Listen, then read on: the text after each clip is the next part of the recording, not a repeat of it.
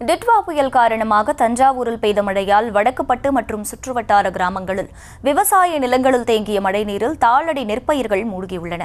மேலும் தகவல்களை வழங்குகிறார் எமது செய்தியாளர் ராஜ்குமார். ராஜ்குமார், வணக்கம். முழு விவரம்.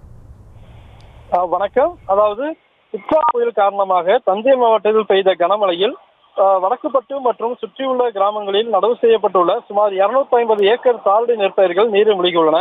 கண்களுக்கு எட்டிய தூரம் வரை வயலில் தண்ணீர் தேங்கி பயிர்கள் தெரியாதவாறு ஏரி போல் காட்சியானது தற்போது அளிக்கிறது.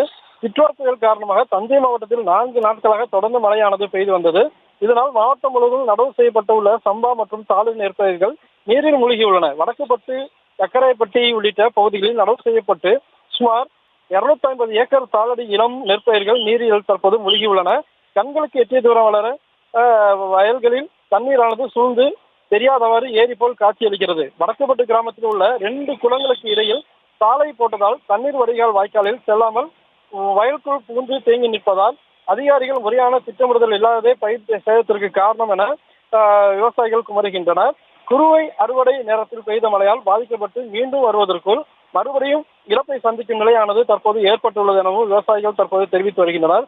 வட்டிக்கு கடன் வாங்கி ஏக்கர் ஒன்றுக்கு 30,000 ரூபாய் வரை செலவு செய்துள்ளதாகவும் விவசாயிகள் வேதனை தெரிவிக்கின்றனர். விவரங்களுக்கு நன்றி ராஜ்குமார்.